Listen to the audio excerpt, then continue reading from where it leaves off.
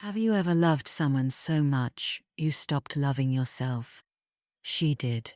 And he didn't love her for who she truly was, only for the version he could control. It began softly, promising, radiant with possibility. Mornings brimmed with shared laughter, evenings with whispered plans.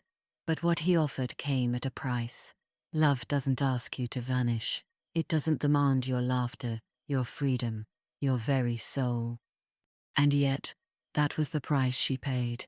Bit by bit, imperceptibly, surrendering herself to keep him happy, leaving behind only the shadow he approved.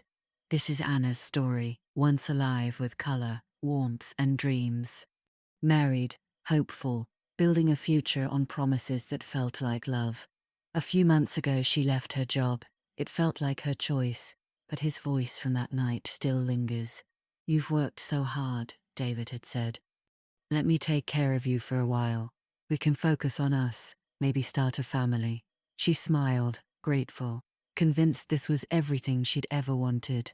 At first, everything glowed. Quiet moments felt sacred. Each gesture promised forever. He praised her often. "You're incredible. You make everything better." And she believed him. But love, she would learn, can sometimes wear the mask of control. A soft correction here, a gentle suggestion there. Each one subtle enough to ignore, yet sharp enough to reshape her. As they headed out the door, he observed her lipstick. "Maybe tone it down tomorrow?" Days later, the correction shifts shape. "You're perfect when you're calm. Sometimes you come on too strong." It sounds like care, it sounds like guidance.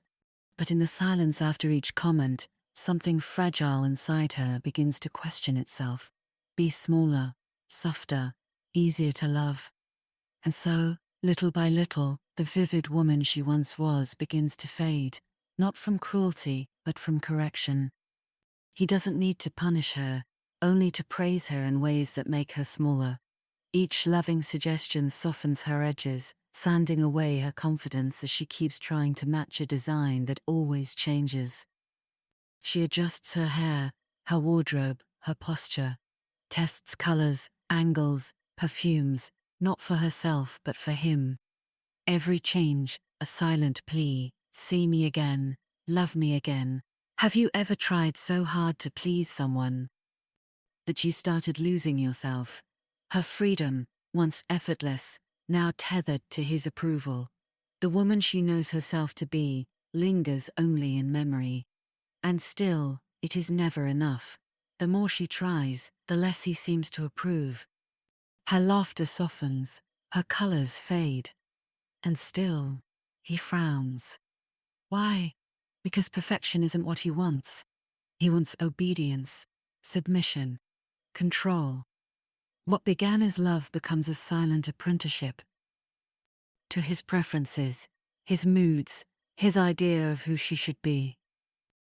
This is devaluation, a slow rewriting of identity until her reflection mirrors his expectations more than her truth. It often arrives dressed as concern, manipulation wearing empathy's mask.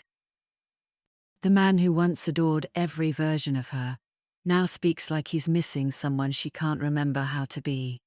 He watches her in the mirror as she ties her hair back. "You used to have that glow," he says one night, voice casual, almost tender. Where did it go? Another day, brushing past her in the doorway. "You don't take care of yourself the way you used to. You were always so put together." And that's when it hits her. He isn't angry, he's disappointed. And disappointment cuts deeper than rage, because it makes her believe she is the failure. He's planting the idea that she's the problem, that the woman he once adored has somehow disappeared, and it's her job to bring her back. A whisper in the stillness, "You are not enough." She begins to read him like scripture, searching for clues on how to be loved again, chasing the admiration she thought was hers to keep. To David, admiration was never about love. It was possession disguised as passion.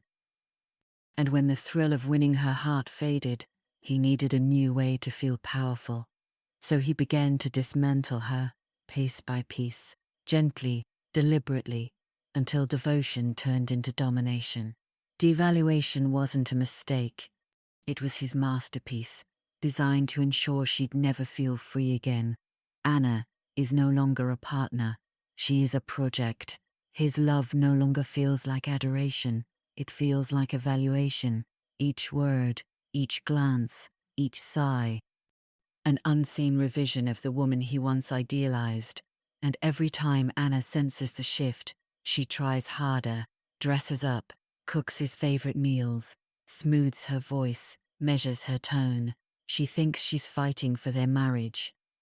But she doesn't yet see. She's fighting to keep her place in a story he's already rewritten. And if you've ever been through it, you know. It feels like being repainted by someone who once adored your color, until they realized it shone too brightly beside theirs. When the portrait no longer fits the fantasy he imagined, he doesn't question his vision. He blames the canvas. He blames you.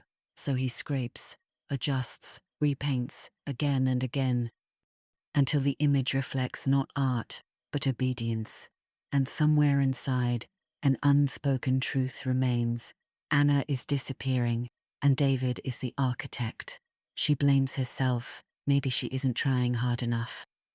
Maybe love really did fade, and she's the reason. But what's fading isn't love, it's the illusion.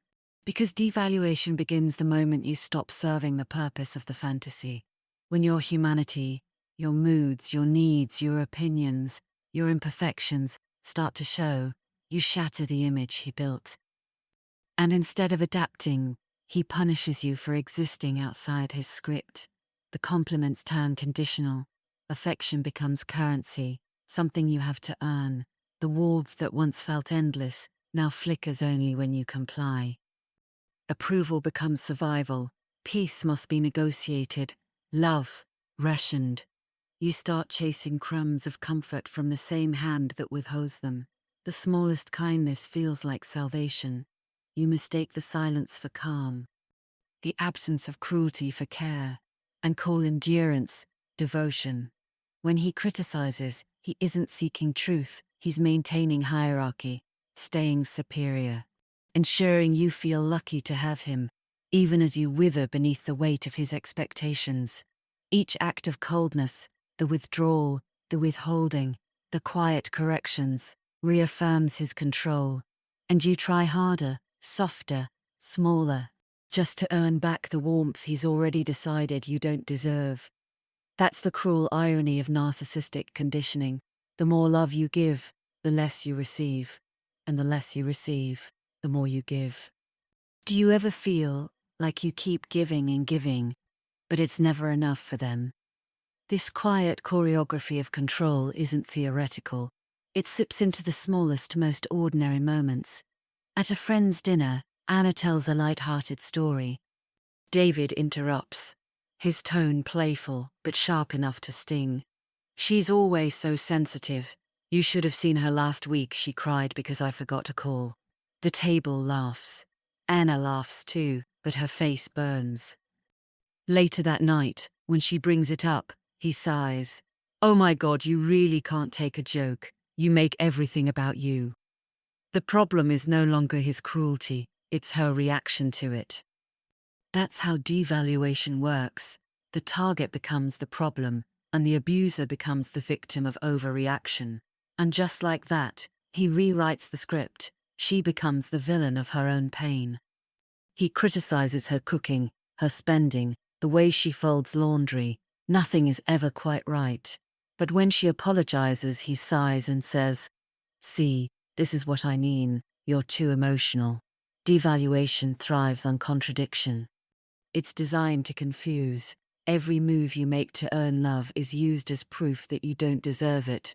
When nothing you do earns approval, you start to chase the impossible, his shifting standards. And with every chase, the gap between who you are and who you think you should be widens. What begins as devotion becomes quiet disappearance, a love rewritten into silence.